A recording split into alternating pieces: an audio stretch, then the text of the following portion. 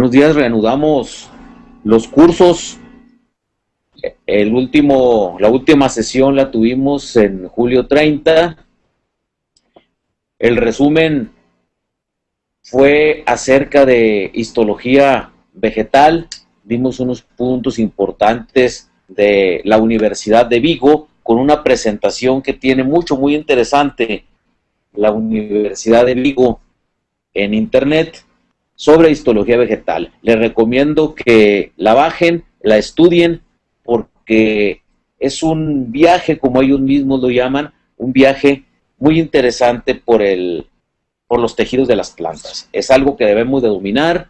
La histología vegetal no nada más es una herramienta de rutina, sino un conocimiento sumamente básico para la diagnosis de campo.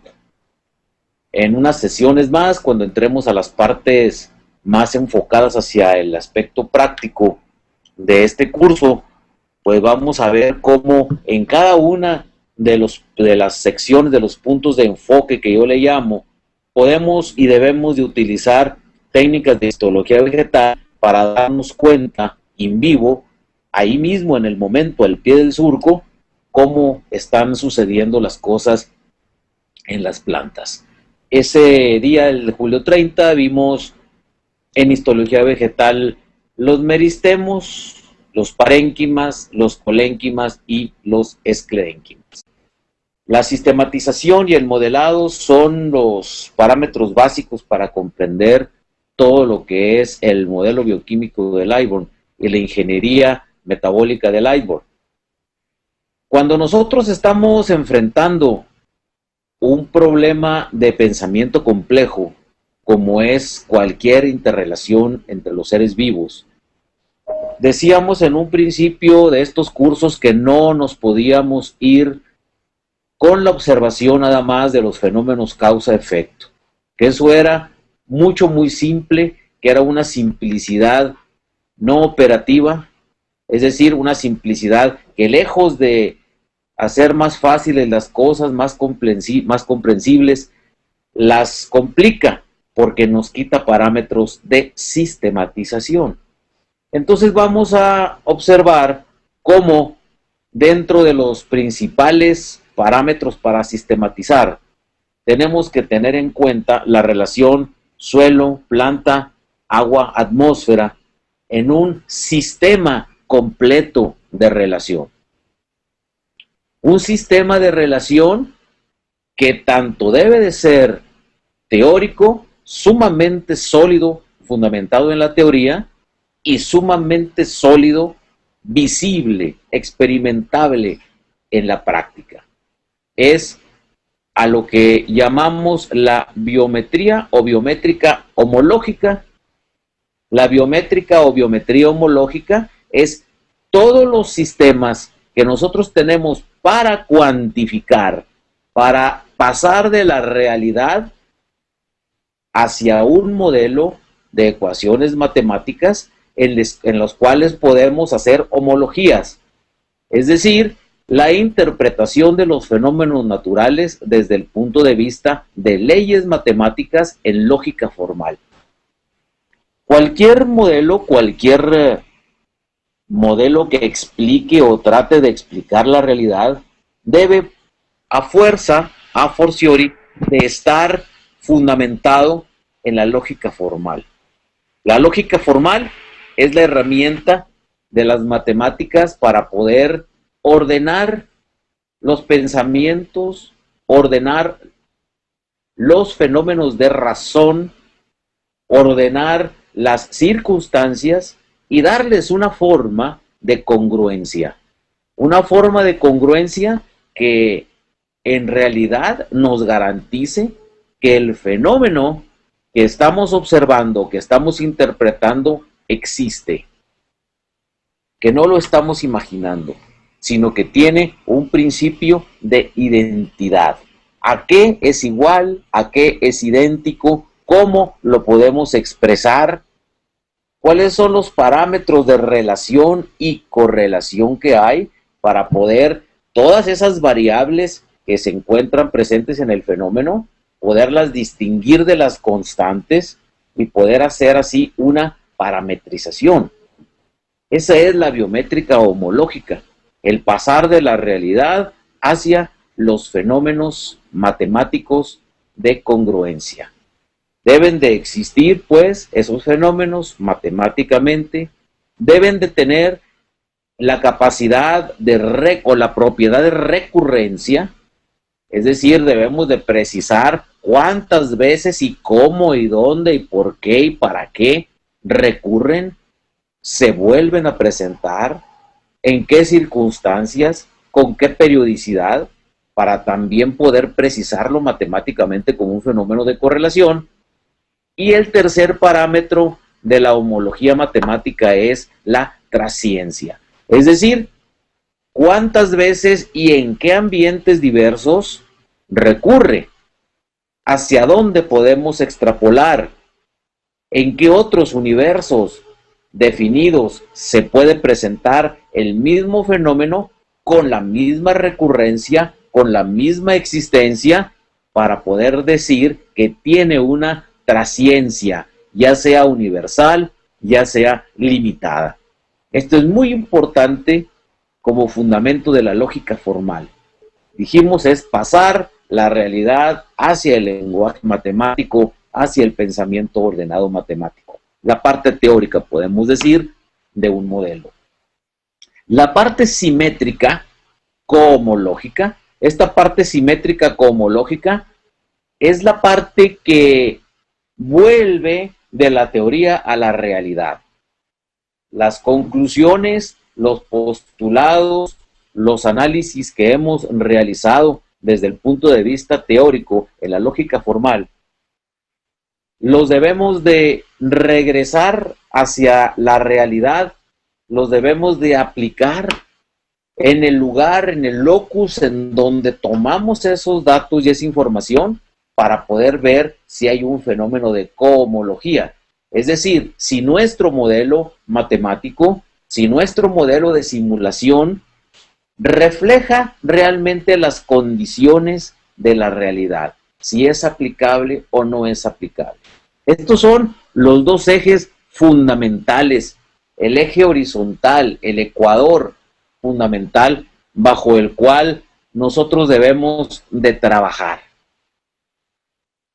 En esos sistemas de relación tenemos dos cotas o dos parámetros biométricos importantes. El sistema nano y el sistema femto.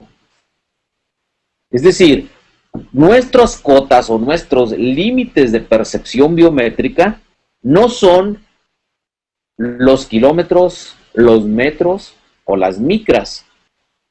Empezamos por transportar a 1 por 10 a la menos 9, es decir, a la millonésima parte de 1 milímetro, los aspectos nanológicos, para poder entrar a contemplar la célula vegetal, los tejidos y toda la fisiología vegetal anatómicamente en el punto nano. Y aquí es donde vamos a ver las grandes diferencias en las cuales las leyes normales, los enfoques iónicos, las teorías clásicas ya no tienen un fenómeno de congruencia simétrica homológica. Ya no hay congruencia. Las expresiones a nivel de mol, a nivel de miliequivalente, a nivel de expresiones de cantidades cuantitativas en soluciones, vamos a ver cómo cambian diametralmente, están opuestas. Cuando trabajas a niveles micro, a niveles de concentraciones estimativas de valencia en funciones de cantidad de gramo, lo que es el mol, lo que es el equivalente, lo que es el miliequivalente. Cuando lo pasas al espacio de 1 por 10 a la menos 9, cuando entras en ese sistema de arquitectura celular, las circunstancias son completamente distintas. Cambia la percepción de espacio, cambia la percepción de tiempo y se empieza a aplicar de una forma más congruente, más estándar, las teorías relativísticas de Einstein. Aquí comprueba uno realmente la gran influencia de la relatividad.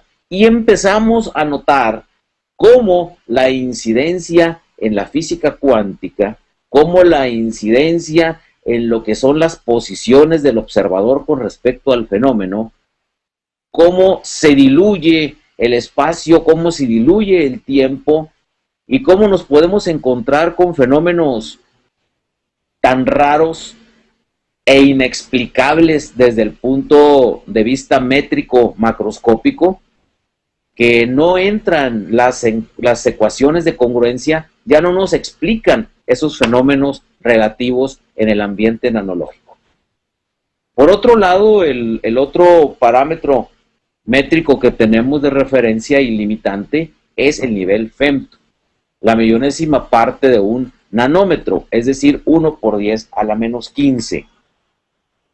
La vida, toda la dinámica de la vida ocurre a nivel femto.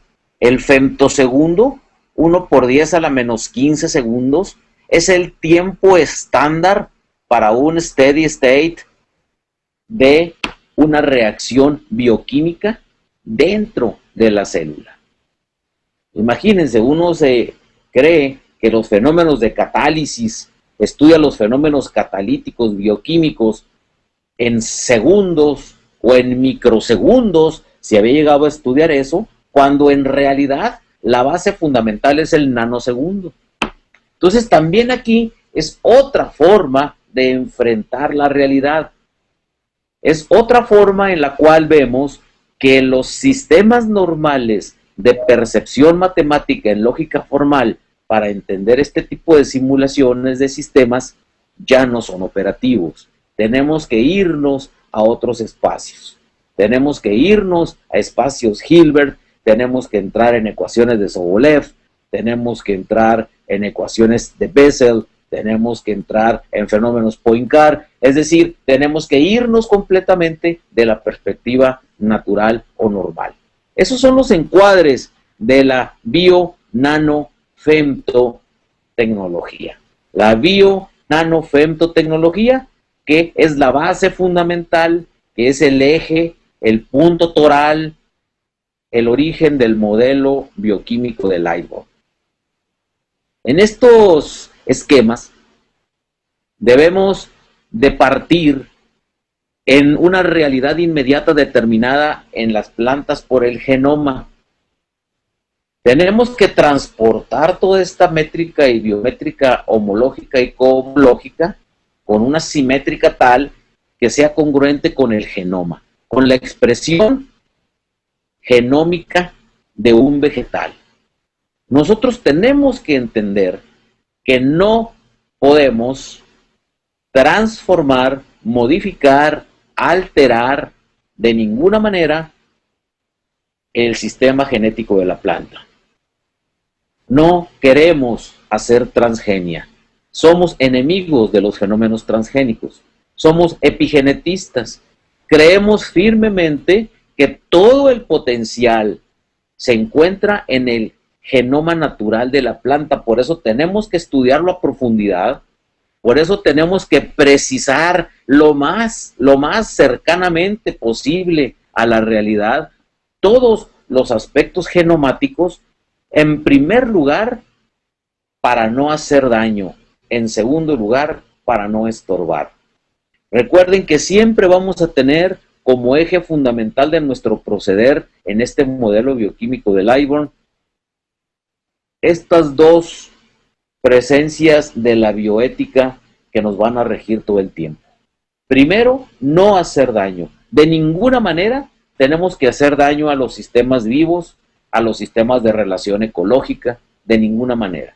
Y por otro lado, el no estorbar esos programas tan perfectos que se dan en la célula, en la planta, a través de malos manejos, a través de malos planteamientos, a través de enfoques equivocados como se hace y se está haciendo muchas veces todos los días por una mala percepción del manejo de la biotecnología, de la nanotecnología y la femtotecnología aplicado a los seres vivos. Creemos que al alterar estas condiciones vamos a mejorar, y yo les aseguro que no. En primer lugar, no hacer daño, en segundo, no estorbar. Una vez que hemos comprendido la parte del genoma, tenemos que ver su parte de expresión primaria, que viene siendo el proteoma.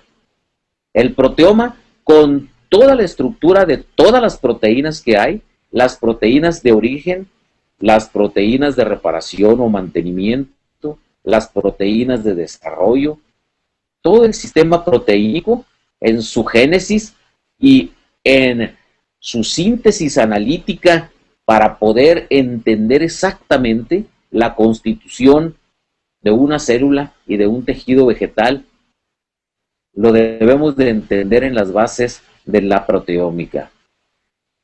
En ello nos lleva la metabolómica fundamentada principalmente en los aspectos de glicómica funcional. Aquí es en donde nos vamos a conjuntar glicómica y proteómica desde el punto de vista funcional para entender el metabolismo desde el punto de vista integrativo, en base al secretoma y en base al transcriptoma. Los fenómenos intrónico-exónicos de transportación y señalización celular los debemos de entender con tal perfección que en conjunto estos fenómenos metabolómicos, genómicos, transcriptómicos, proteómicos, secretómicos y glicómicos funcionalmente operantes nos den la percepción y la perspectiva del funcionamiento de la célula.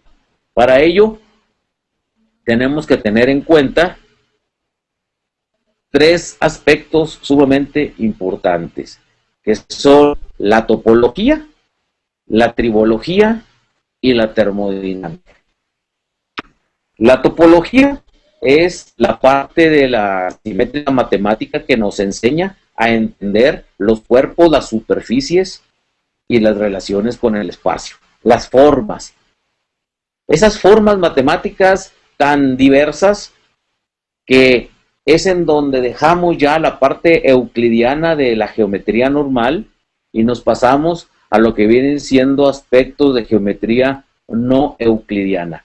Aspectos más profundos de una geometría que llega a ser parte de la fractalidad, que llega a ser importante en la estocástica y que llega a ser importante en una percepción fuera de los 5 sentidos, que solamente con la imaginación y con el auxilio de las matemáticas avanzadas podemos entender esa diversidad de formas de las moléculas, esa diversidad de forma de los organelos, de las sustancias que integran la materia viva y cómo se interrelacionan entre sí para entender la estereoisomería, la estereoquímica, la diasteromería, es decir, todo el comportamiento en relación al espacio, pero en un espacio nanológico, a un tiempo femtológico, en una relativística aplicada directa. Y aquí nos empezamos a encontrar en fronteras sumamente interesantes, por eso esta parte del modelo bioquímico apenas está en sus albores, en sus inicios, porque vamos a ver el clásico problema en donde la física cuántica y las teorías relativísticas llegan a incluso a contradecirse si nos ponemos en los espacios macros. Y aquí es en donde los físicos trabajan arduamente el día de hoy en las teorías de supercuerdas y en las teorías de campo unificado. Aquí es el punto toral en el cual vamos a encontrar más explicaciones, más entes de simulación, más sistemas de relación y correlación en el sistema bioquímico del Livon, porque vamos a poder modelar al tiempo del avance de estos instrumentos de la física y de la matemática que nos van a permitir no descartar el modelo, sino complementarlo. Esa es la parte interesante. La parte tribológica también es sumamente importante aquí porque es la parte que nos enseña la relación de contacto entre superficies. Tenemos que entender cómo existe un fenómeno de contacto, pero a nivel nanológico. ¿Cómo ocurren esas nanotribologías? ¿Qué es lo que sucede en el contacto molecular a nivel nano y a nivel femto? Y la relación tribológica topológica obviamente causa fenómenos termodinámicos. Es el inicio de la percepción termodinámica en donde la entropía y la entalpía con la energía libre de Gibbs y demás van a ser los puntos más importantes para podernos explicar toda la congruencia fisiológica de un organelo, de una célula y de un sistema. No podemos prescindir de los enfoques termodinámicos porque aquí es en donde esos fenómenos entrópicos se vuelven entálpicos y nos dejan una energía libre que va a ser la importante para que nosotros no la estorbemos, para que nosotros la catalicemos y vamos a dar fenómenos de catálisis a nivel de energía libre de Gibbs, que es bien diferente de lo que se hace hasta ahorita normalmente en los fenómenos de percepción bioquímica aplicados a la simulación de plantas, de células vegetales.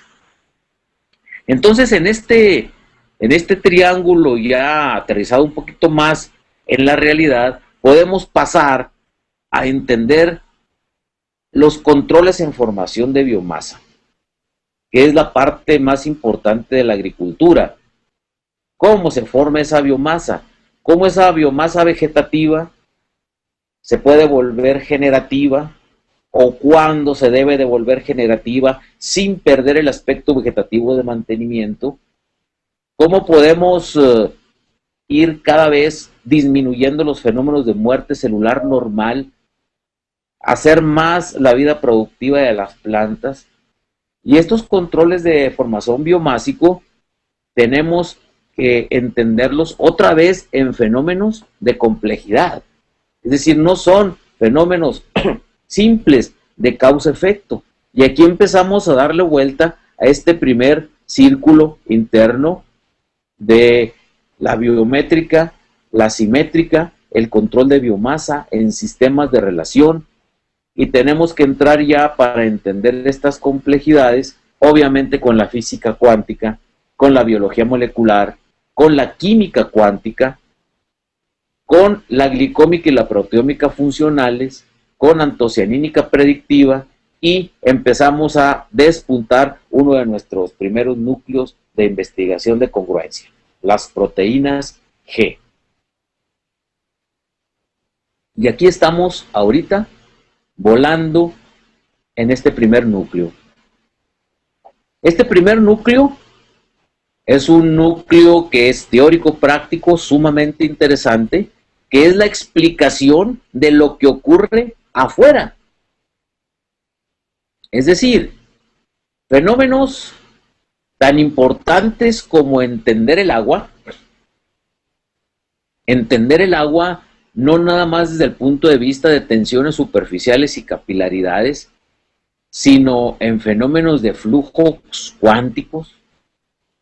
Los flujos cuánticos entre entes de correlación son sumamente importantes porque el flujo cuántico maneja el balance de materia y el balance de energía, ambos juntos en correspondencia biunívoca, es decir, de uno a uno. Entender todo el fenómeno agua, pero en correlación directa con el fenómeno luz, aprovechando los fenómenos de excitativos, es decir, cómo los fenómenos de absorción, de capilaridad, de conducción gilemofloemática, están en función de la intensidad lumínica, que también influye en cuestiones de fotosíntesis, pero también de calor, pero también de mantenimiento térmico, isorregular y pararegular, que nos vienen dando las condiciones termodinámicas específicas, interno-externas, para explicarnos cómo la planta trabaja, para poder darle a la planta el alimento en función del trabajo ejercido por ella, no de lo que nosotros nos imaginamos que puede hacer la planta o que está haciendo la planta, sino de realmente el trabajo que está haciendo para sobrevivir, para producir y para hiperproducir. En este sentido de la relación con la luz, es muy importante para nosotros entrar en el control de los fenómenos de dicroísmo circular y las tautocronías del rayo luminoso. Esto es muy interesante porque parte de nuestros enfoques están en agricultura protegida. Cuando ponemos ya un medio aislante entre el medio natural, atmosférico y la planta, ya sea una malla, ya sea un plástico, ya sea un vidrio, lo que sea, estamos alterando todos los fenómenos de luz y fenómenos termodinámicos que se dan en ese sistema vivo, en ese sistema ecológico. Estamos haciendo una transportación de un foco ecológico hacia otro foco ecológico. Y por lo tanto tenemos que entender qué sucede con esos fenómenos de transporte.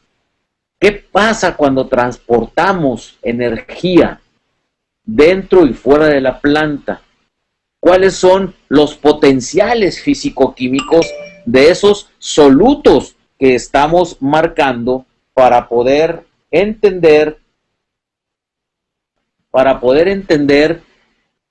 todo el sistema continuum?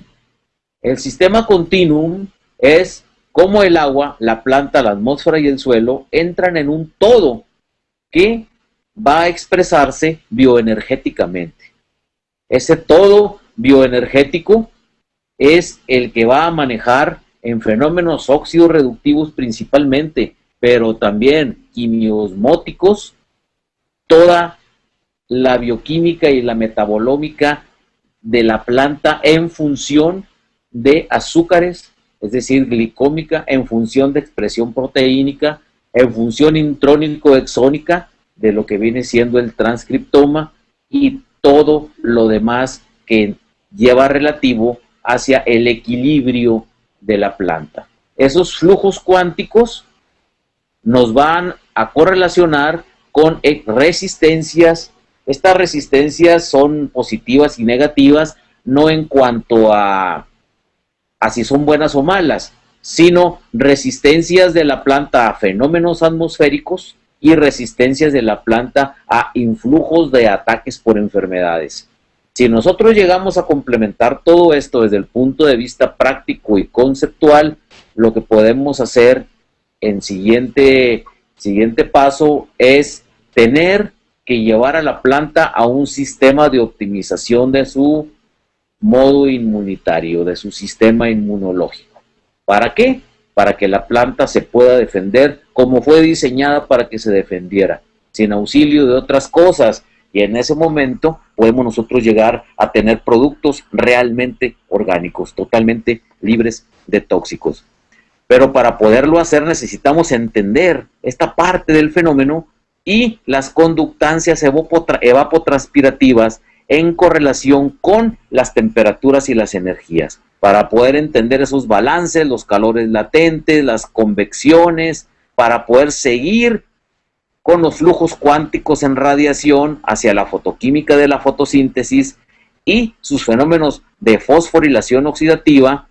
Y aquí es una parte importante, la comprensión, cuantificación y cualificación de los pigmentos que no son nada más fotosintéticos, sino que son los complejos antena que le permiten a la planta captar toda la información, incluso meteorológica, reflejada en la ionosfera, para poder ella acondicionar su sistema anatómico, fisiológico e inmunológico para poder defenderse de las condiciones adversas del medio ambiente.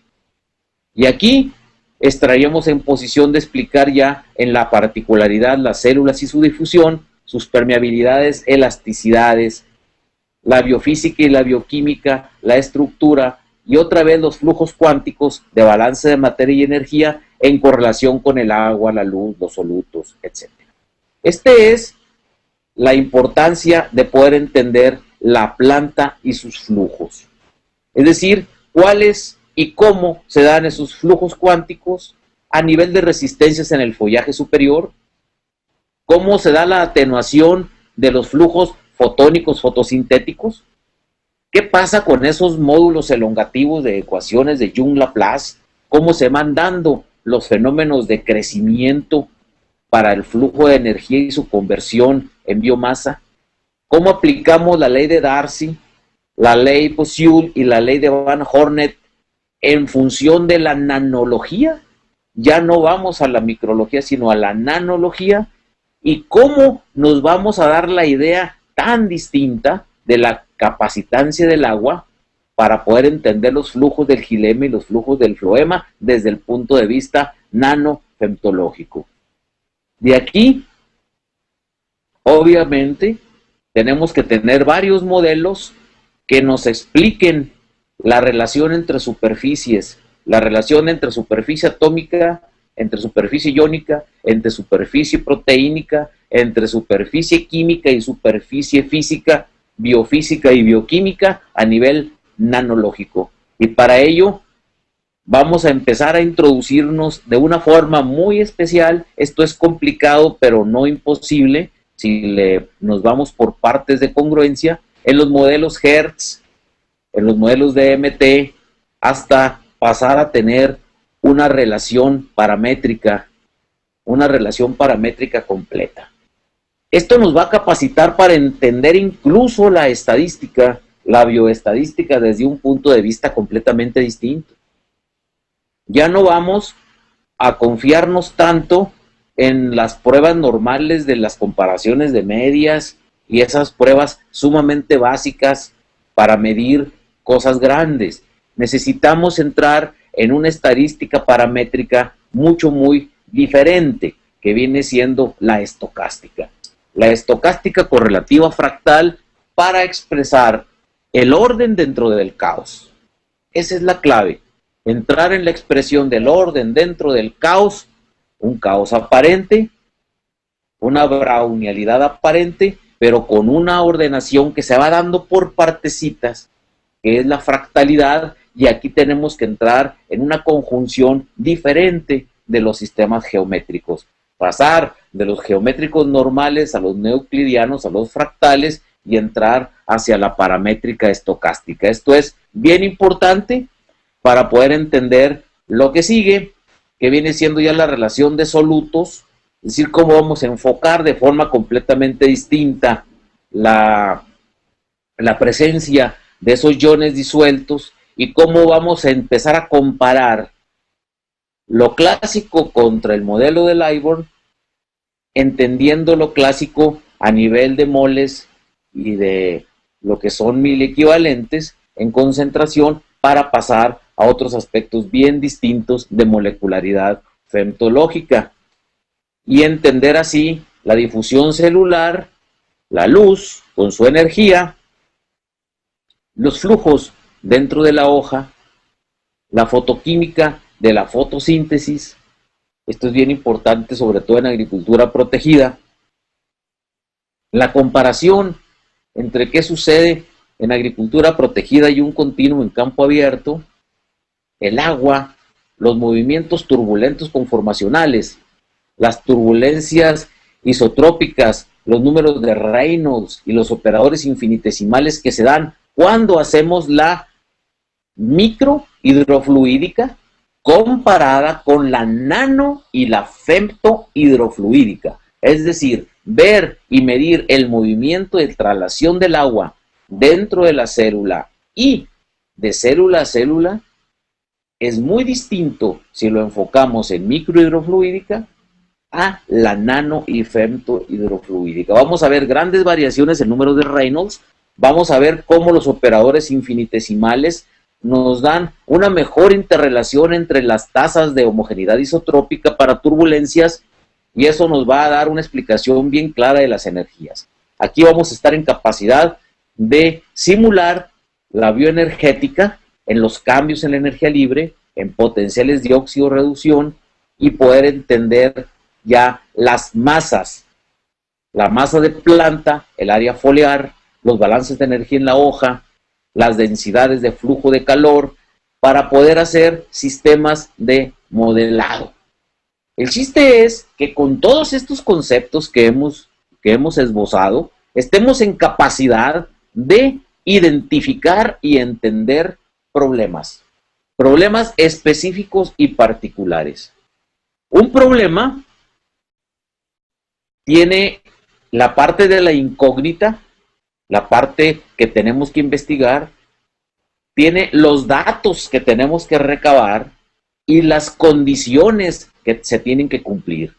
Si tenemos que aprender a tipificar los problemas en función de incógnitas, en función de datos y en función de condiciones. Condiciones de suficiencia, condiciones de redundancia y condiciones de contradicción. ¿Cómo manejar esas condiciones para que los datos realmente enfoquen la identificación y el entendimiento del problema y en ese punto poder pasar a la formulación de un modelo conceptual? Un modelo conceptual que debe de aterrizarse en un modelo matemático.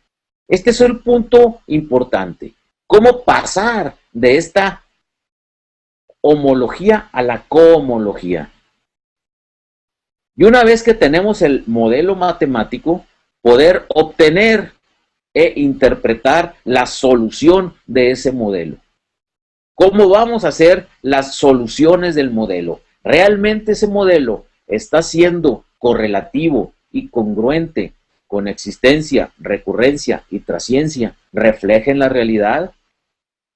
Y pasaremos a ver la verificación práctica del modelo. Entonces empezamos a preguntarnos, ¿el modelo es aproximado a la realidad?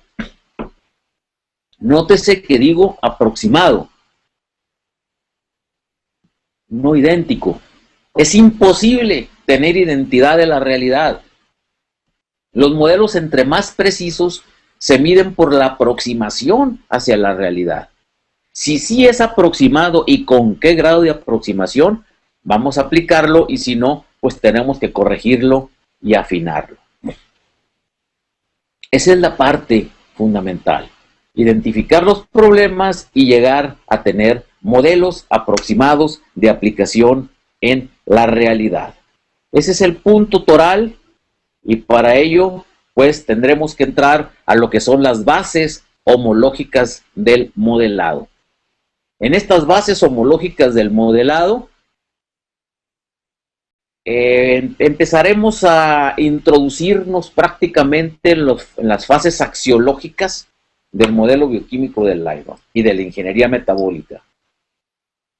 Estas bases axiológicas son bases obvias, observables, palpables, incontravenibles, porque ocurren siempre, y a partir de ahí tenemos que estudiar la comparativa entre lo tradicional y lo que está haciendo el modelo de Leybold. En ese sentido, tenemos que ser capaces de explicar la respuesta de todo el sistema que estemos estudiando a un estímulo del exterior en términos de la respuesta de una o más de las variables identificadas. Fíjense lo que es importante que entendamos esto. Debemos de ser capaces de explicar cómo todo el sistema de relación suelo, planta, agua, atmósfera que acabamos de ver en las diapositivas anteriores, todo ese sistema responde a un estímulo exterior. Pero ¿en base a qué lo vamos a medir? En base a la respuesta, ya sea de una o de más de las variables que se identifiquen. De aquí la importancia de la identificación de variables. Y la identificación de variables se hace por la metodología axiomática. Es decir, en base a la detección de verdades evidentes por sí mismas.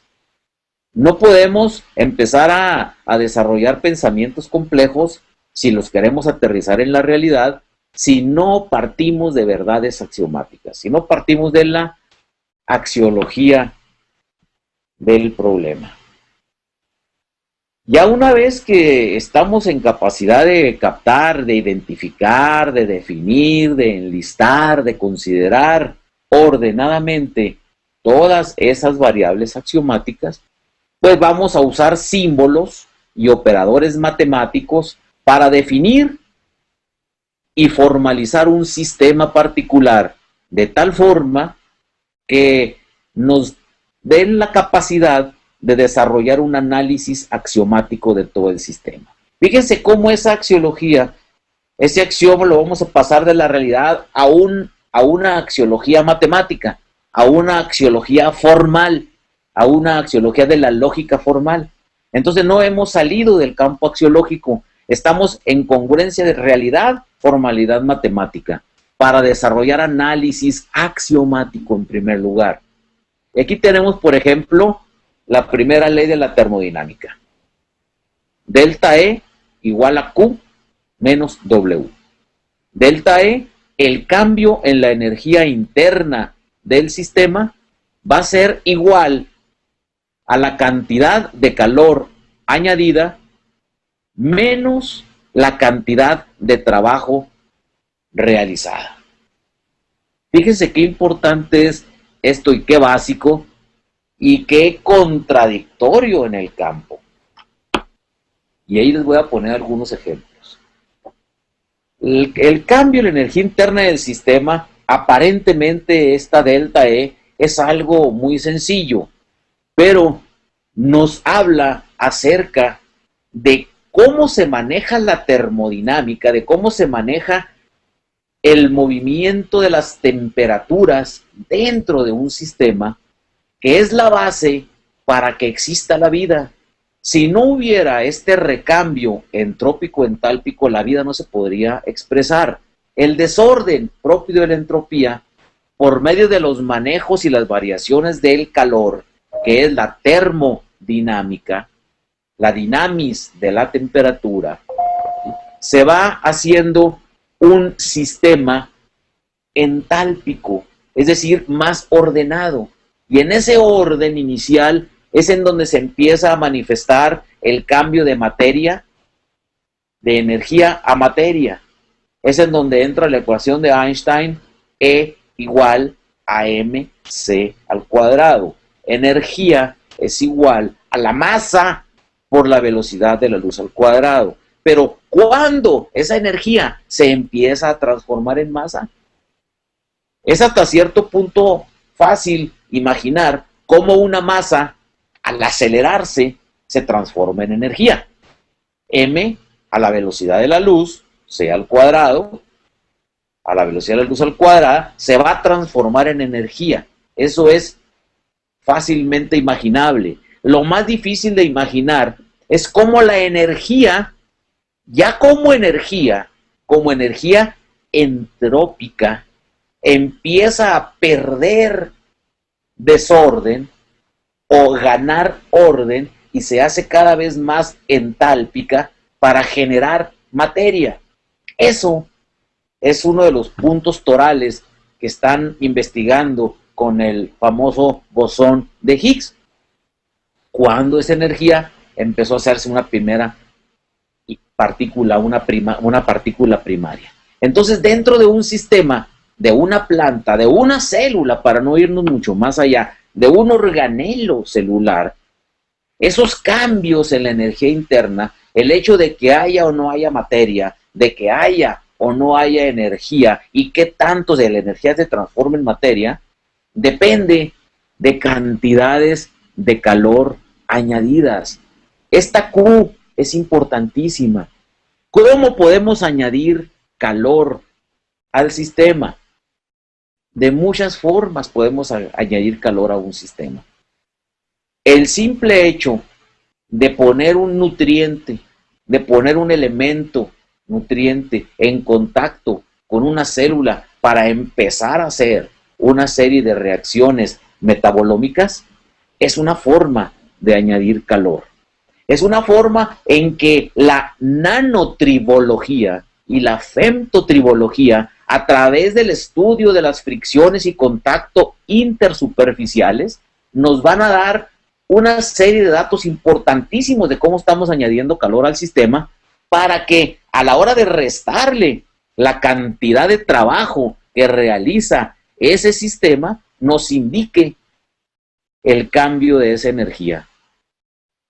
Si la energía que añadimos es mayor que el trabajo, vamos a incrementar la energía interna del sistema. Si Q es menor que W, es decir, si la cantidad que añadimos de energía, de calor, es menor que el trabajo, entonces la energía interna del sistema va a decrecer. Y ahí les va un ejemplo muy sencillo y muy obvio. En el cultivo del nogal, como en muchos otros, pero voy a poner de ejemplo el del nogal, es muy importante las horas frío, y cada rato estamos manifestando la importancia de las horas frío, y que ahora faltaron horas frío, y que ahora sobraron horas frío, pero no nos damos cuenta de que esas famosas horas frío no son exclusivas ni privativas del clima, de los fenómenos meteorológicos. Esas horas frío corresponden también directamente a fenómenos termodinámicos que nosotros provocamos cuando añadimos calor a la planta, cuando añadimos calor al sistema, simplemente al meter una sal para nutrir un nogal. Al entrar esa sal en contacto con el sistema suelo, ahí hay fenómenos nanotribológicos de contacto superficial que nos van a generar calor, y luego esa misma sal va a empezar a traslocarse a través de los tejidos del xilema, y cada vez que nosotros estamos metiendo nutrientes, estamos añadiendo calor al sistema, y por lo tanto estamos disminuyendo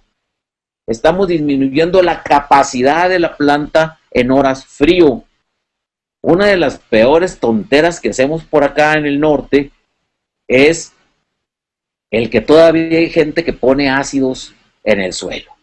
Todavía hay gente que pone el ácido sulfúrico y el ácido fosfórico de forma directa. El ácido fosfórico como fin de una implementación de fósforo, y el ácido sulfúrico dizque para controlar el pH del suelo, ¿verdad? Y lo que están haciendo realmente es que con todos esos sistemas de implementación mal enfocados, están alterando, en base a la primera ley de la termodinámica, todo el cambio en la energía interna del sistema. Y entonces, las pocas horas frío, el clima externo meteorológico que se está manifestando por esa deficiencia, nunca va a tener un sistema interno de compensación en planta. ¿Por qué? Porque no hay sinergia, hay antagonismo. Estamos haciendo cosas contrarias metabólicamente. En el metaboloma estamos haciendo que ese metaboloma haga que haya un secretoma disfuncional para que el transcriptoma no esté trabajando al punto tal de coordinación glicómico-proteómica, y la planta nunca va a tener una interacción de respuesta directa como debe ser hacia el clima que está a su alrededor. Nosotros mismos estamos generando esas variantes, y lo mismo hacemos en la nutrición en invernaderos, y lo mismo hacemos en las nutriciones en mallas. Cuando están poniendo las grandes cantidades de nutrientes, las soluciones salinas, nunca nadie hasta ahorita se ha puesto a calcular qué cantidad de calor añade, y eso es un reto personal.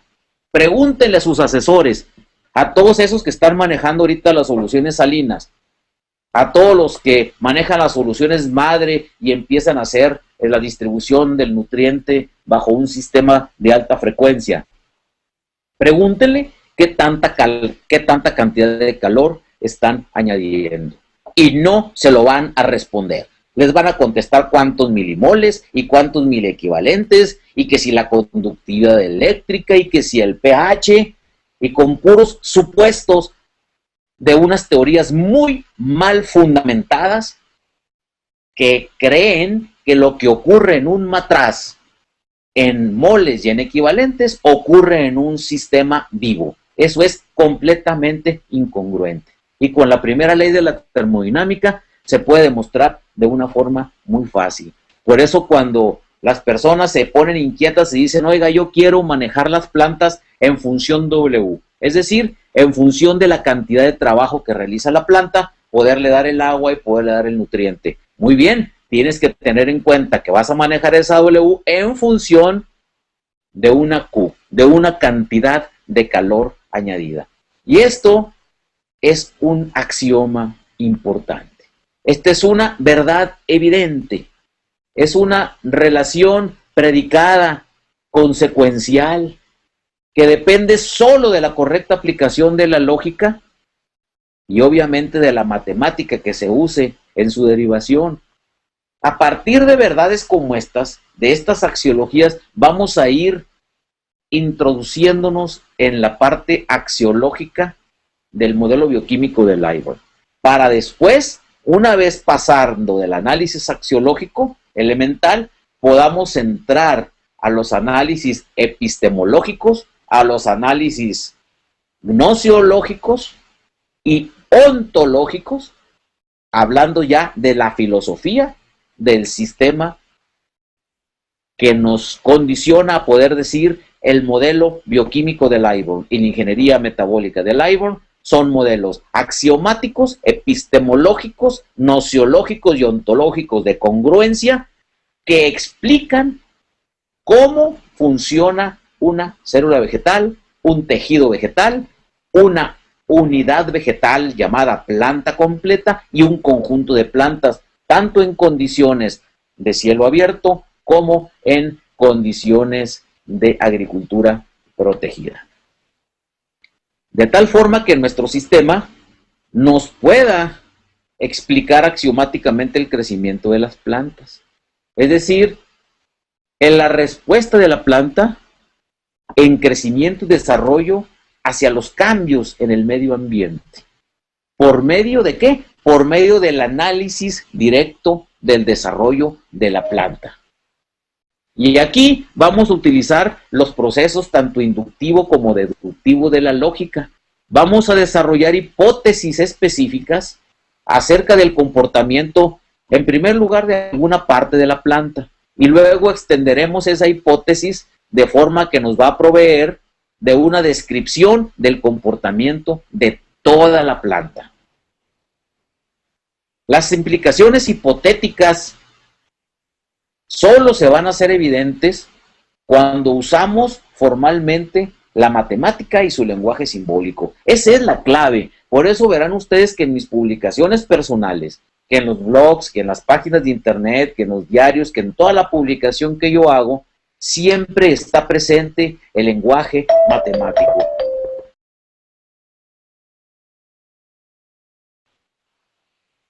Decíamos que las implicaciones de las hipótesis que realizáramos específicamente acerca del comportamiento de alguna parte de la planta y para poderla extender hacia toda la planta, pues debe de ser formalizado por medio de la matemática y el lenguaje simbólico, y que era una de las razones fundamentales por las cuales en todas mis publicaciones siempre encontrarán el lenguaje simbólico, el lenguaje de la matemática formal. ¿Por qué? Porque esa es la única forma de expresar y generalizar universalmente un concepto tan importante como el tratar de extrapolar situaciones de una célula, de un tejido, de un órgano, de una observación, de una medición de campo hacia toda la planta o hacia todo el conjunto de plantas que se encuentren en el foco de cultivo.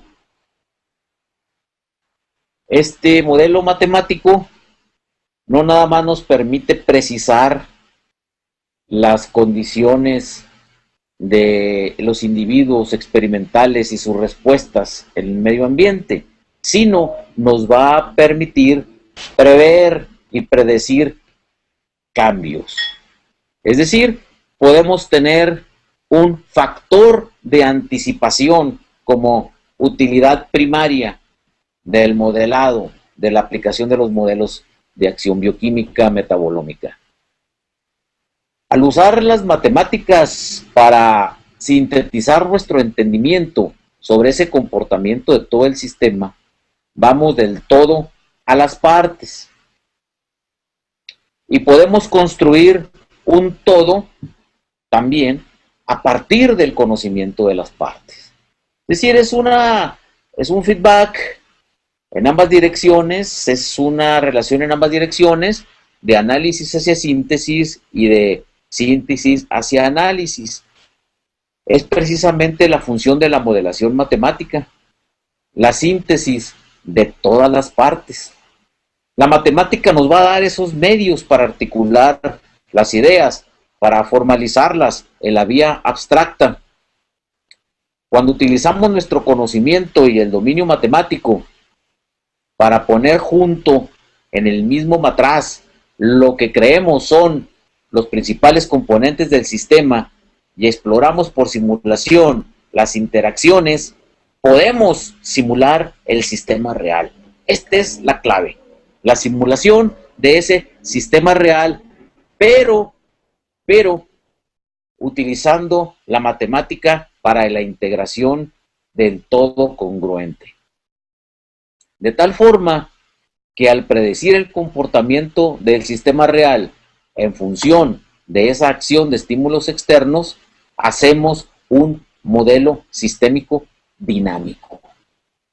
Esto es lo más interesante, que nuestro modelo no sea estático, que nuestro modelo responda o esté en capacidad de dar respuesta hacia las variantes del medio ambiente, hacia todas las variantes de la dinamis, de la vida, del cambio, del flujo y del ritmo que manifiestan la vida. Esto hace que este modelo bioquímico del Liborn sea un modelo heurístico, es decir, que nos permita aprender en base a ensayos, en base a ejemplos y en base a experiencias de la aplicación diaria. Esto nos va a permitir descubrir elementos, descubrir circunstancias que no son obvias inmediatamente, que son propiedades o que son comportamientos que están ocultos o que son emergentes del sistema en determinadas circunstancias. Esto es parte también muy interesante del sistema bioquímico, del modelo bioquímico del Liborn. ¿Por qué? Porque al hacer heurístico, interactivo el sistema, hacemos un sistema vivo, hacemos un sistema ensayo, ejemplo, experiencia, que nos permite trasladar todos esos conceptos hacia el modo de in silico poder dar respuestas y a partir de ahí regresar al momento teórico. Es un sistema de alta interacción. Para la próxima sesión empezaremos a ver los crecimientos exponenciales. Es decir, entraremos ya en partes interesantes y particulares de este modelo bioquímico, analizando un fenómeno importantísimo que es el crecimiento. El crecimiento que implica la multiplicación y la elongación irreversible de un organismo. Esto es bien importante. Multiplicación y elongación irreversibles de un organismo en una forma matemática exponencial. Vamos a aprender también a diferenciar las diferentes maneras de expresión o comportamiento kurtósico, es decir, en líneas, en expresiones de gráfica, de ecuaciones, para poder decir, bueno, el crecimiento es un fenómeno exponencial, no es un fenómeno lineal, no es un fenómeno logarítmico, no es un fenómeno sinusoidal, ¿sí? Al hablar matemáticamente de un fenómeno exponencial, estamos hablando de exactamente cómo se da la expresión de ese fenómeno desde el punto de vista matemático. Entonces, vamos a la próxima clase, empezar con este sistema, con el sistema de Liborn, explicando los crecimientos y definiendo que los crecimientos son exponenciales.